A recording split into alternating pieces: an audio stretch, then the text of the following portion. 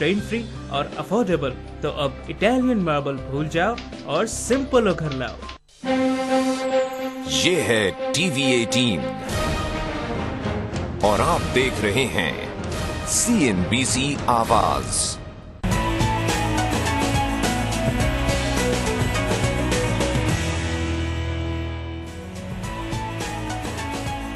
नमस्कार, मैं हूं प्रियंका संभव। आप देख रहे हैं हमारा खास शो नमो मंत्र वन बंधु। गुजरात के मुख्यमंत्री नरेंद्र मोदी का राज मंत्र है लेस गवर्नमेंट मोर गवर्नेंस। इसका मतलब है कि सरकार बड़ी नहीं, शासन बेहतर होना चाहिए। यही नमो मंत्र गुजरात की जमीन पर किस तरह से हकीकत में बदला है, इसी कहानी को लेकर हम आए हैं अपने इस खास शो में। हम आपको ये दिखाना चाहते हैं कि लोकतंत्र में गुड गवर्नेंस यानी सुशासन का फायदा समाज के आखिरी पायदान पर खड़े आम आदमी तक कैसे पहुंच रहा है।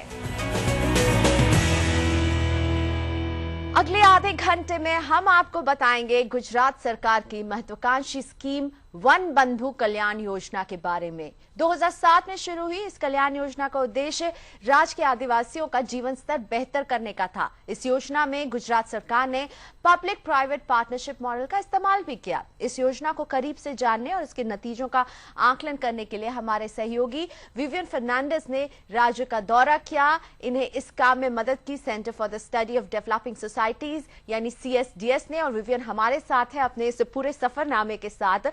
विवियन, आपने इस पूरे प्रोजेक्ट को करीब से देखा, क्या पाया आपने? क्या ये वाकई में ग्राउंड लेवल पर आदिवासियों को उतना एम्पावर कर पा रहा है जिस मकसद के साथ इसे शुरू किया गया?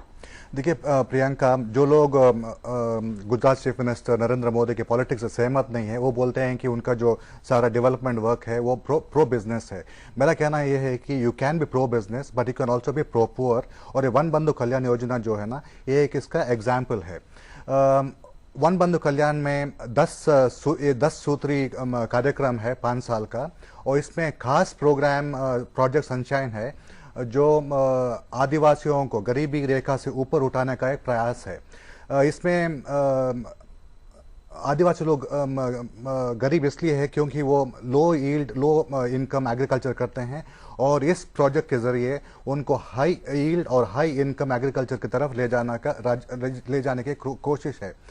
दूसरे प्रोग्राम्स इसमें है डेयरी फार्मिंग और स्किल डेवलपमेंट, और हमने देखा है कि इसका जो प्रिंसिपल्स हैं ये बिल्कुल सही हैं, लेकिन पिछले 2 साल में इसकी लीडरशिप सही नहीं थी क्योंकि इतना विस्तार प्रोग्राम है और इसमें एक प्रॉब्लम सॉल्विंग एटीट्यूड होना चाहिए, और दूसरा है कि आदिवासियों की तरफ एक सहानुभूति भी होने की बहुत जरूरी है। यानी जिस तरह के सरकारी प्रोजेक्ट्स जब भी आते हैं, हमने देखा इम्प्लीमेंटेशन में कई सारे इश्यूज रहे। क्या इसमें भी आपने महसूस किया प्रोजेक्ट शानदार है, इसका लक्ष्य बहुत अच्छा है, लेकिन इम्प्लीमेंटेशन कैसा रहा है इसका?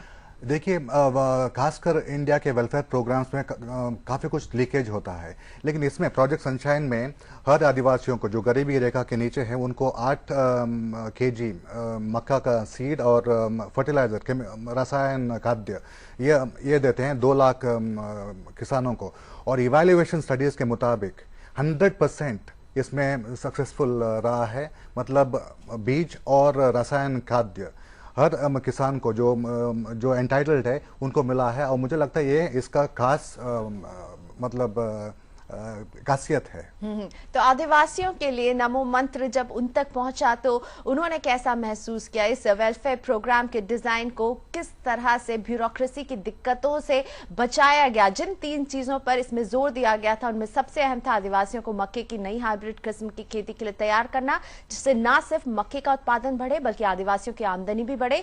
गुजरात सरकार का ये एक्सपेरिमेंट कैसा रहा, आइए देखते हैं विवियन फर्नांडिस की नजरों में। गुजरात के आदिवासी किसानों के लिए मक्का सिर्फ उनकी आमदनी का ही नहीं, उनके खान पान का भी अहम हिस्सा है। परंपरागत तौर पर ये आदिवासी देसी मक्का उगाते आए हैं। ऐसे में उन्हें देसी के बजाय हाइब्रिड वैरायटी उगाने के लिए प्रेरित करना आसान नहीं था। इसके लिए जरूरी था कि वन बंधु कल्याण योजना सिर्फ एक आम सरकारी स्कीम बनकर न रह जाए, और इस काम में सबसे अहम भूमिका निभाई आनंद मोहन तिवारी ने, जिनकी अगुवाई में ये योजना लॉन्च हुई थी। उन्होंने इस योजना में प्राइवेट कंपनियों को भी शामिल किया। idea was that if private sector can create wealth in non-tribal area, why to ignore them in the tribal area where our main goal was income doubling. आदिवासी किसानों को एक एकड़ में खेती के लिए पर्याप्त हाइब्रिड बीज और फर्टिलाइजर भारी डिस्काउंट पर दिए गए।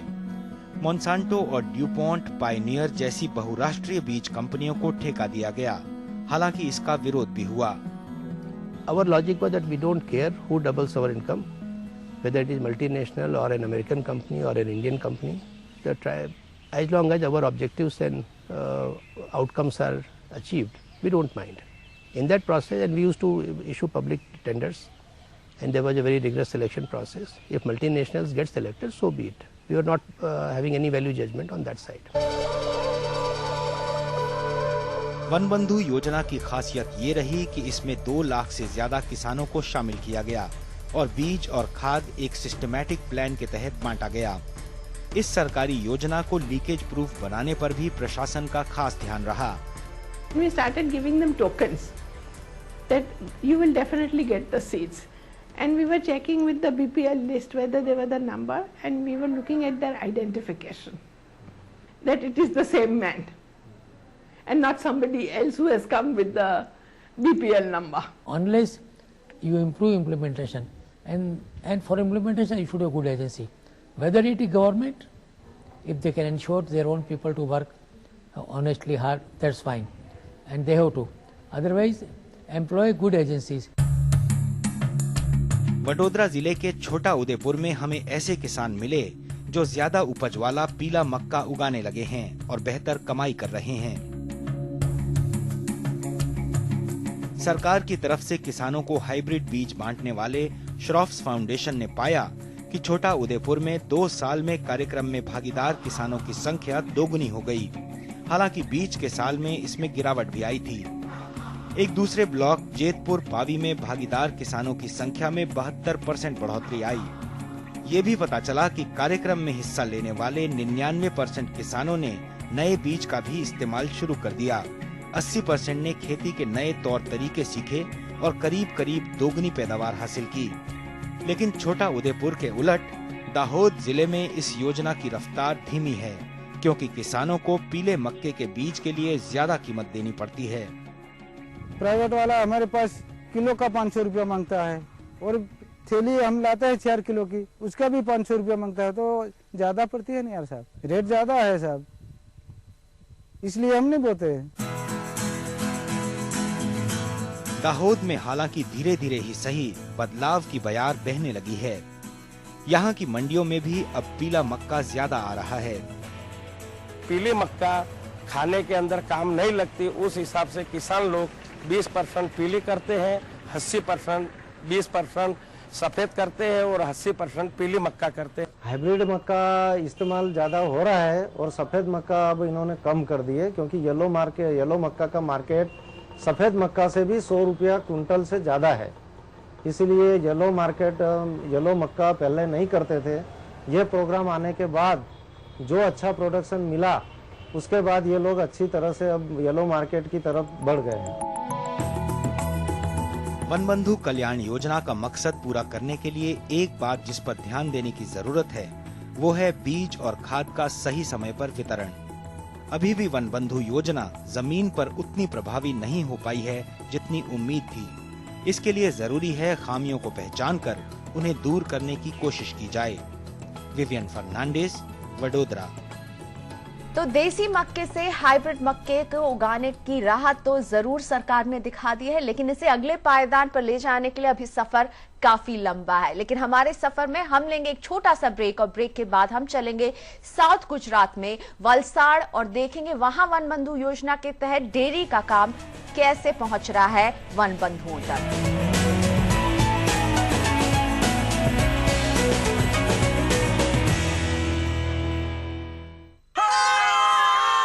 With the swift, we go, we go, we go, wow! With the swift and shout.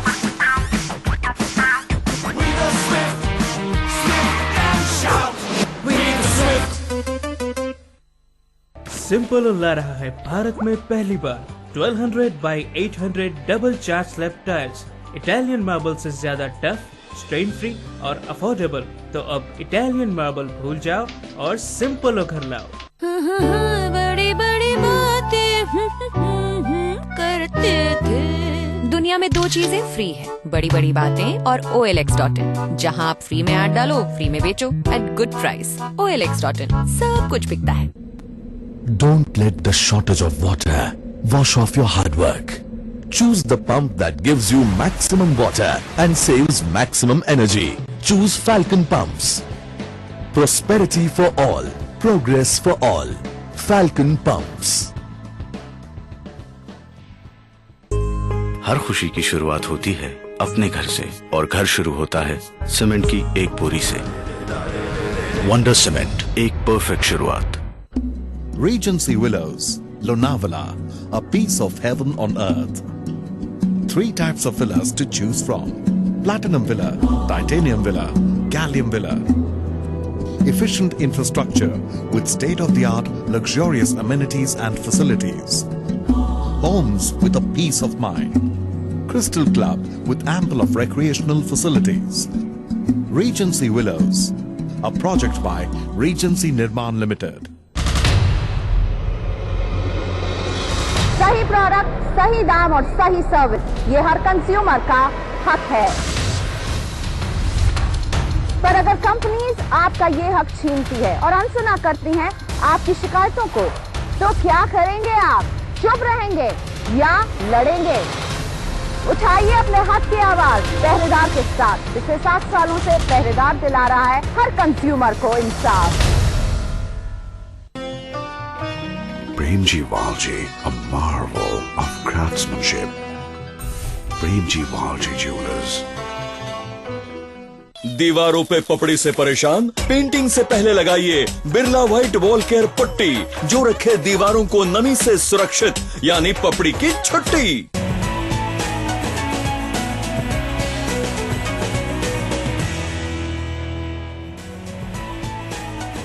Welcome back. हम आपके लिए लेकर आए हैं गुजरात सरकार की वन बंधु कल्याण योजना पर खास रिपोर्ट। ये स्कीम किस हद तक कामयाब रही और इसकी क्या खामियां रही हैं, ये पता लगाया हमारे सहयोगी विपिन फर्नांडिस ने।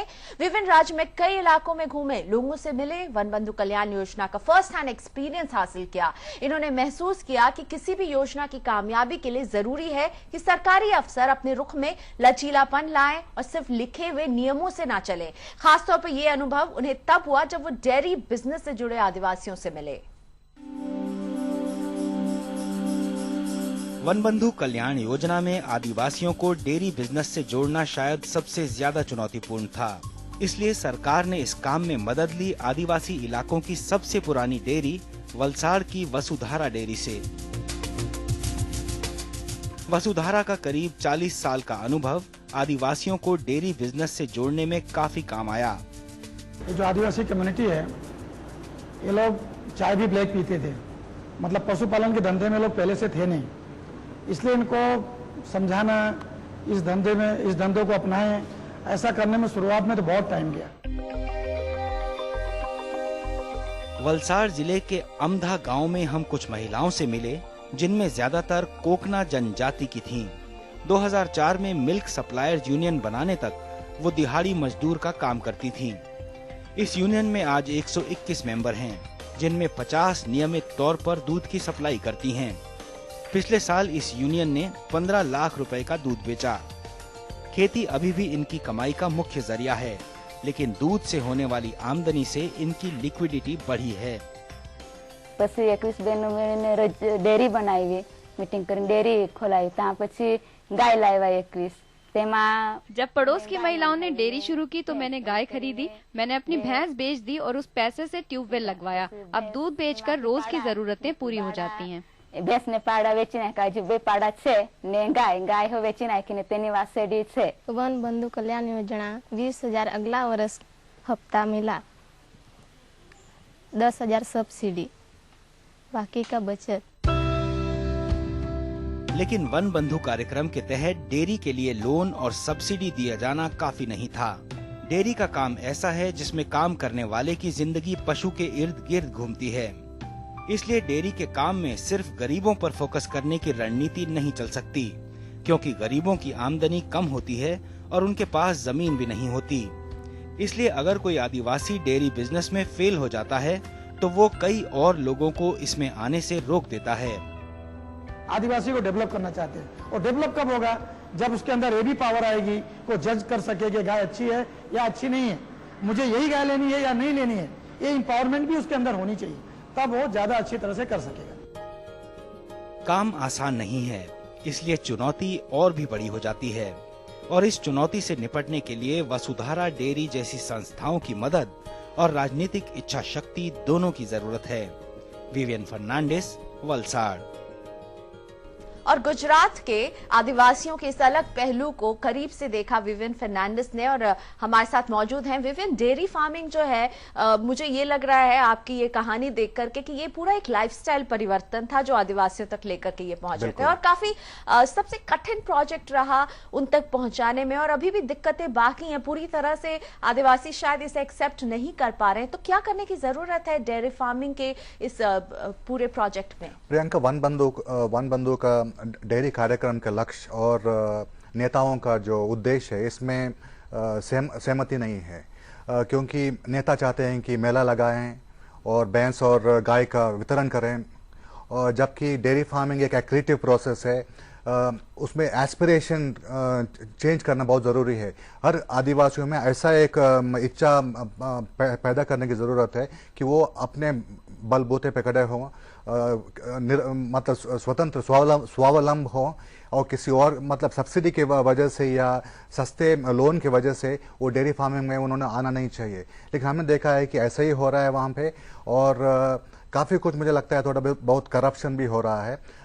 एक आदिवासी ने मुझे बताया कि सब्सिडी के मेरा मानना ये है कि ये सब्सिडी जो है सब आदिवासियों को देना चाहिए, और जो एस्पायर करना चाहते हैं, जो स्वावलंब बनना चाहते हैं, उनको पहले डेयरी फार्मिंग में शामिल होना ज़रूरी है, ताकि उनका वो एग्जाम्पल से बाकी आदिवासी जो हैं वो प्रेरित हों। तो साफ तौर पर विवियन का जो आकलन है कि आप एक प्रोजेक्ट जब आदिवासियों तक लेकर जा रहे हैं तो उसे सब्सिडी ओरिएंटेड नहीं बना करके बिजनेस ओरिएंटेड बनाइए। आदिवासियों तो ये बात समझाइए कि जब वो इस योजना का हिस्सा बनेंगे तो अपने पैरों पर खड़े हो पाएंगे, ना कि उन्हें बस कुछ मुफ्त गाय और मुफ्त उनका खाना दे दें, बल्कि आप उन्हें बताइए कि यही वो कदम है जिसे उठाकर वो अपने भविष्य को और सुनहरा बना पाएंगे। एक ऐसा ही कदम जो उठाया जा रहा है वन बंधु कल्याण योजना के तहत, वो है स्किल डेवलपमेंट का, और इसी पर देखेंगे हम विवियन की रिपोर्ट, लेकिन इस ब्रेक के बाद।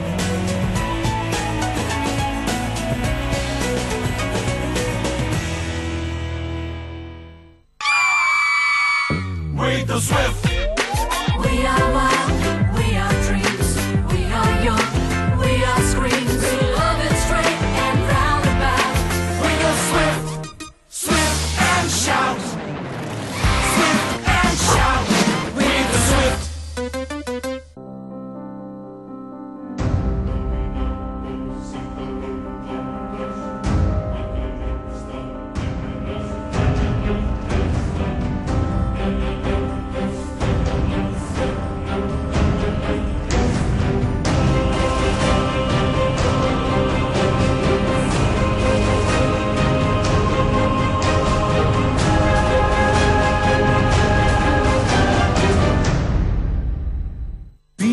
पीछे वक्त चला, आगे निकल गए हम तुम, सोचो ऐसा क्या कर गए। मैं शुद्ध हूँ तो शुद्ध प्लस पान मसाला, तुम में भी मैं हूँ।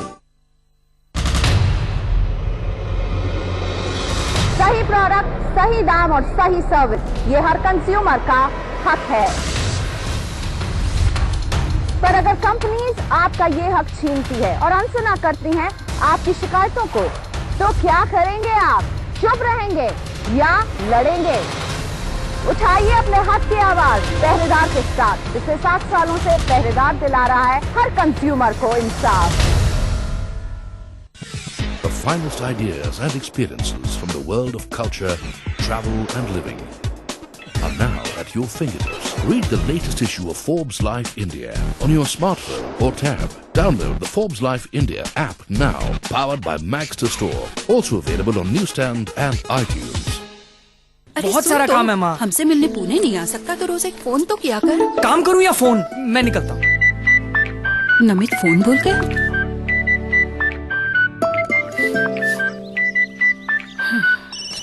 हेलो, मेरा फोन ऑफ तो नहीं, माँ का फोन? इन्हें कोई कॉल ही नहीं आता। कितने फोन आते हैं तुझे? कितना बिजी? कल से मेरा भी फोन आएगा आपको रोज। 3-4 दिन में एक बार भी करेगा ना, चलेगा। Telephone exchange, what an idea. Phone लेने तो आना ही पड़ेगा।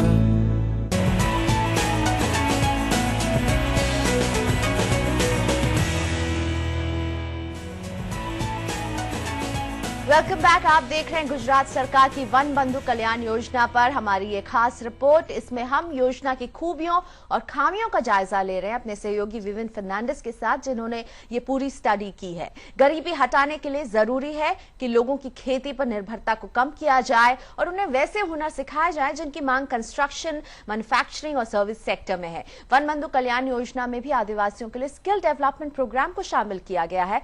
कैसा रहा अनुभव, आइए देखते हैं। इसमें इतनी ज़्यादा नई चीज़ें जानने को मिलती है कि और इच्छा होती है इससे और अच्छा जाने। मारो भाई कंपनी में 2 વર્ષ કામ કરે છે, એ કંપનીમાં નોકરી કરે છે, તો એને મને બતાવ્યું કે 2 વર્ષનો ટર્નર કોર્સ સારો છે એમ, તો મેં ટર્નર કોર્સ ले લીધા।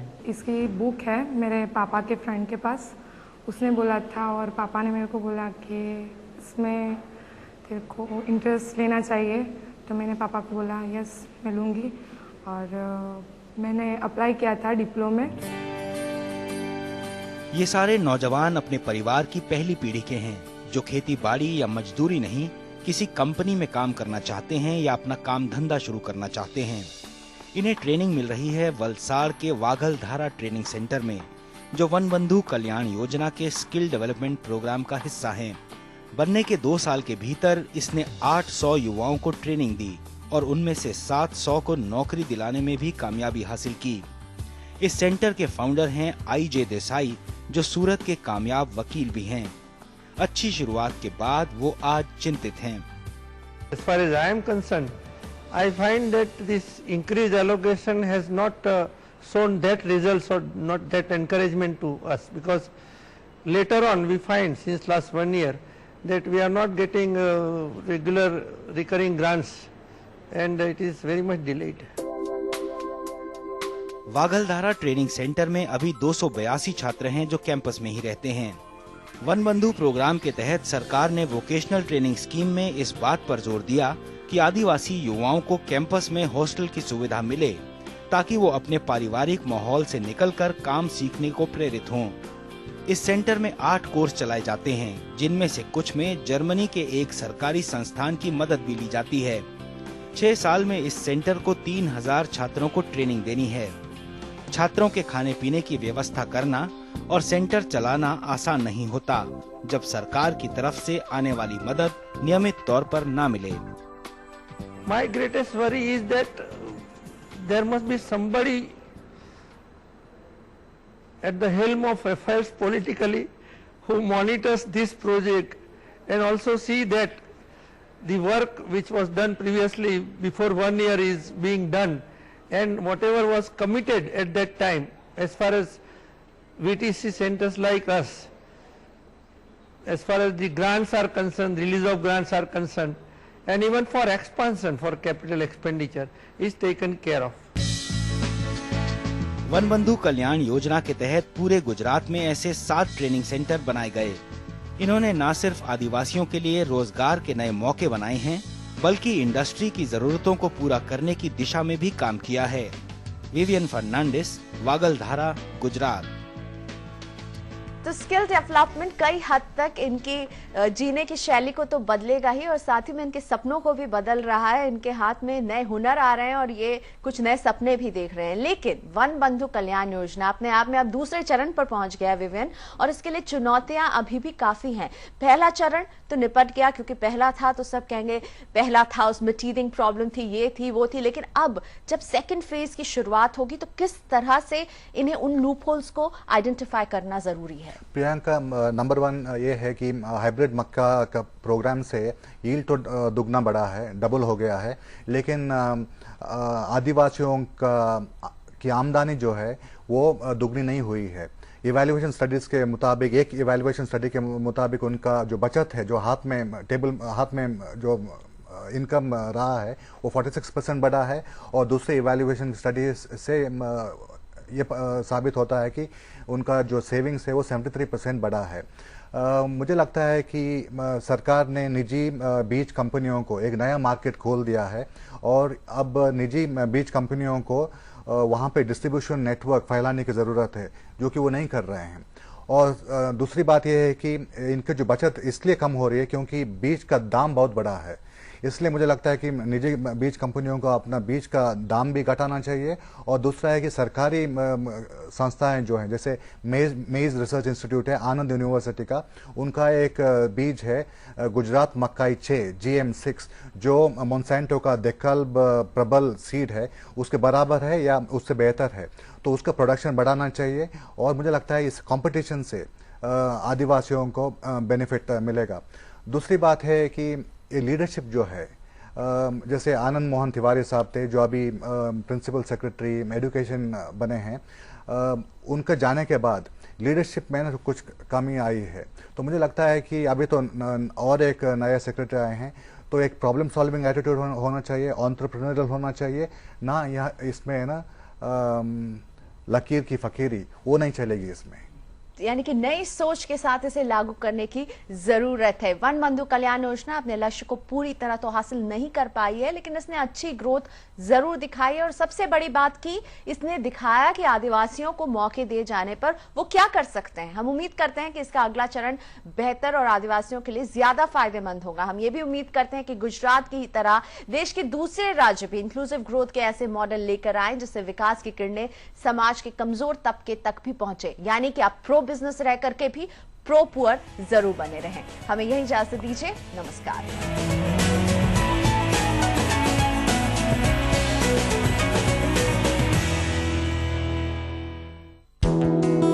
मेरा टाइम तो अब भी चल रहा है।